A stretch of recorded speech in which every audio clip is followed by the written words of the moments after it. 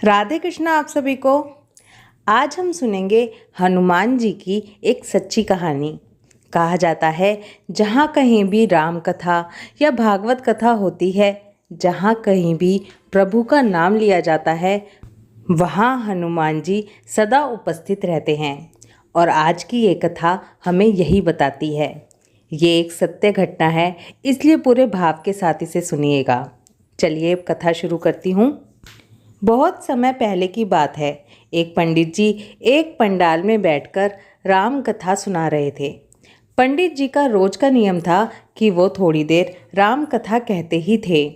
लोग आते और आनंद विभोर होकर जाते। पंडित जी की वाणी में बहुत ही रस था।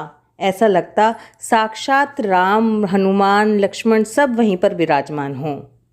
पंडित जी का रोज का नियम था कि जब वो कथा शुरू करते उससे पहले रोजाना हनुमान जी का आवाहन किया करते थे। जहाँ वो कथा करते थे वहाँ पर रोज एक गद्दी यानी कि एक सिंहासन बनाया करते थे और कथा शुरू करने से पहले कहा करते थे, आइए हनुमान जी विराजिए, कथा सुनिए। रोजाना इसी प्रकार हनुमान जी का आवाहन करने के बाद पंडित जी राम कथा कहा करते थे। रोजाना 1-1.5 घंटा राम कथा कहते थे। उसी पंडाल में रोज एक वकील साहब भी कथा सुनने आया करते थे और बहुत आनंद से कथा सुना करते थे। लेकिन कहते हैं ना, बुद्धि फिरते देर नहीं लगती। ऐसा ही एक दिन वकील साहब के साथ भी हुआ। वकील साहब के ऊपर एक दिन तर्कशीलता हावी हो गई और वकील साहब सोचने लगे कि पंडित जी रोजाना कथा शुरू करने से पहले कहते हैं, आइए हनुमान जी विराजिए, तो क्या सचमुच हनुमान जी कथा सुनने आते होंगे। और इसी शंका के रहते एक दिन वकील साहब ने पंडित जी से पूछ ही लिया। कहने लगे, पंडित जी आप बहुत सुंदर राम कथा कहते हैं, हम सभी को बड़ा आनंद आता है। लेकिन एक बात बताइए, आप जो ये रोज़ाना गद्दी लगाते हैं, सिंहासन लगाते हैं और बोलते हैं हनुमान जी आइए विराजिए, तो क्या सचमुच यहाँ पर हनुमान जी आकर विराजते हैं। इस पर पंडित जी ने कहा कि हाँ ज़रूर, हनुमान जी हमेशा आते हैं। ये मेरा व्यक्तिगत विश्वास है कि जब राम कथा हो रही हो तो हनुमान जी हमेशा वहाँ उपस्थित रहते हैं। अब वकील साहब के ऊपर तो तर्कशीलता हावी हो चुकी थी। वकील साहब कहने लगे, पंडित जी ऐसे बात नहीं बनेगी, आपको साबित करके दिखाना पड़ेगा कि यहाँ पर हनुमान जी आते ही हैं। आपको इस बात का सबूत देना पड़ेगा। इस पर पंडित जी बोले कि भैया ये तो भगवान और भक्त के बीच की बात है, ये तो भक्त का विश्वास है, इस पर कोई तर्क नहीं चल सकता। तुम अपनी बुद्धि यहाँ पर ना चलाओ। तुम्हें विश्वास होता हो तो हो, नहीं होता तो ना हो। तुम कहो तो मैं प्रवचन देना ही बंद कर दूं या फिर तुम कथा में आना बंद कर दो, लेकिन इस तरह की मिथ्या चर्चा मेरे साथ ना करो। पर वकील साहब तो वकील साहब थे। कहने लगे कि पंडित जी आप हमेशा रोज़ एक ही बात कहते हैं और आप जब दूसरी जगह कथा करते होंगे तब भी ज़रूर यही बात कहते होंगे कि हनुमान जी आइए विराजिए। लेकिन जब आप एक बात को हमेशा कहते हैं तो आपको इस बात को साबित करके तो दिखाना ही पड़ेगा। इस बात पर पंडित जी और उन वकील साहब के बीच वाद विवाद बढ़ता गया। अब पंडित जी ने वाद विवाद को ख़त्म करते हुए कहा कि हनुमान जी हैं, ये मेरा विश्वास है और इस बात को मैं कल साबित करके भी दिखाऊंगा। कल कथा शुरू करने से पहले मैं इस बात का प्रयोग करूंगा। और जो सिंहासन पंडित जी हनुमान जी के लिए लगाया करते थे उसकी तरफ इशारा करते हुए बोले, वकील साहब यही वो गद्दी है जिसे मैं हनुमान जी के लिए रोज़ लगाता हूँ। आज आप इस गद्दी को अपने साथ अपने घर ले जाइए। कल कथा के समय आप इस गद्दी को वापस लेकर आना। जब मैं कथा शुरू करूँगा तो मैं रोज़ाना की तरह से हनुमान जी का आह्वान करूँगा और हनुमान जी को बुलाऊँगा। और मेरे ऐसा कहने के बाद आप इस गद्दी को ऊपर उठाना। अगर आपने इस गद्दी को अपने हाथों से ऊंचा उठा दिया तो हम समझ जाएंगे कि यहाँ पर हनुमान जी विराजित हैं ही नहीं। लेकिन अगर आप नहीं उठा पाए तो। उन्होंने इतना ही कहा था कि वकील साहब तुरंत तैयार हो गए और कहने लगे, ठीक है, मैं इस कसौटी पर उतरने के लिए बिल्कुल तैयार हूँ।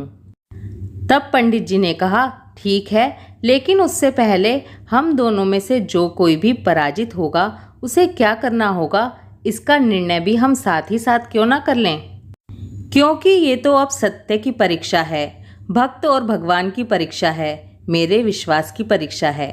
इस पर वकील साहब बोले, जी बिल्कुल ठीक है। अगर मैं पराजित हुआ तो मैं वकालत छोड़ दूंगा और आपके पास आकर आपसे दीक्षा ले लूंगा। आप ये बताइए कि अगर आप हार गए पंडित जी तो आप क्या करेंगे। तब पंडित जी बोले कि बेटा, अगर मैं हार गया ना तो मैं कथा वाचन का कार्य छोड़ दूंगा और आपके ऑफिस में आकर आपका चपरासी बन जाऊंगा। अगले दिन जैसे ही कथा का समय आया कि सभी लोग ये देखने के लिए पहुंचे कि आज पांडाल में क्या होगा, पांडाल खचाखच भर गया, क्योंकि अब बात प्रेम, भक्ति और विश्वास की थी। पंडाल में भारी भीड़ जमा हो गई और सभी लोग सोचने लगे कि अब आगे क्या होगा। तभी पंडित जी और वकील साहब दोनों कथा के पंडाल में पधारे। जो भगवान जी की गद्दी थी वो भी वहां रख दी गई।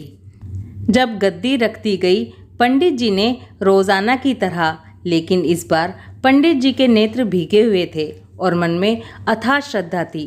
पंडित जी ने कहा, आइए हनुमत जी, विराजिए। ऐसा कहते ही पंडित जी के नेत्र सजल हो उठे।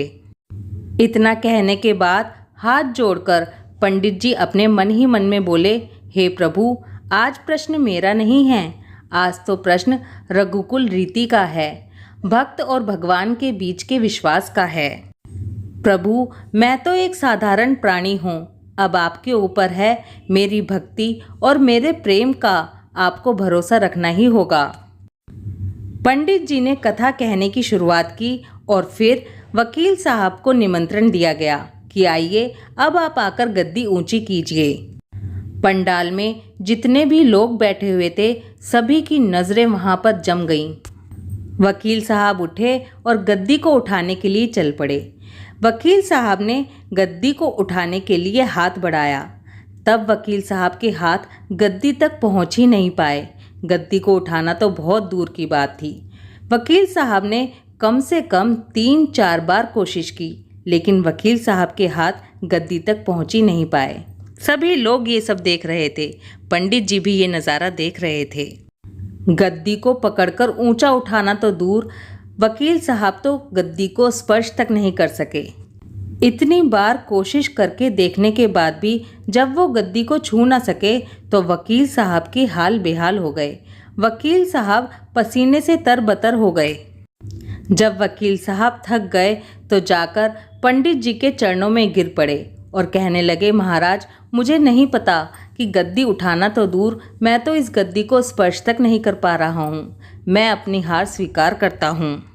तब पंडित जी, वकील साहब और वहाँ बैठे सभी लोगों को समझाते हुए बोले कि भक्ति और श्रद्धा के साथ की हुई आराधना में बहुत शक्ति होती है।